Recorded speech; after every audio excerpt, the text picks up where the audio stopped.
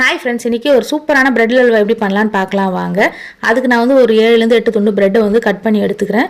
1 cup சர்க்கரைக்கு 1.5 cup தண்ணி சேர்த்து நல்லா வந்து நம்ம ஜீரா மாதிரி காய்ச்சி எடுத்துக்கலாம். அதாவது குலோப் ஜாமுனுக்கு காய்ச்சும் பார்த்திங்கன்னா அந்த அளவுக்கு காய்ச்சினா போதும். அதுக்கப்புறம் ஒரு 200 ml பால் வந்து நல்லா திக்காக வந்து பாதியாக ஒரு 100 ml சுண்டுற அளவுக்கு நம்ம காய்ச்சி எடுத்துக்கலாம். இப்போ வந்து பிரெட்டை வந்து பொரிச்சு எடுத்துக்கலாம். கோல்டன் கலர் வர அளவுக்கு பொரிச்சு எடுத்துக்கேன். நான் சைமல்டேனியஸாக வந்து ஒவ்வொன்றா பண்ணிக்கிறேன். அப்படியே வந்து நம்ம ஒரு 1/2 hourல இந்த ஸ்வீட் பண்ணிடலாம். குயிக்காகவும் இருக்கும். அதுக்கப்புறம் ரிச் டேஸ்ட்டாக இருக்கிறதுக்கு நெய்யில் வந்து பார்த்திங்கன்னா நட்ஸ் எல்லாமே வந்து பொரிச்சிட்டு சேர்த்துக்கலாம்.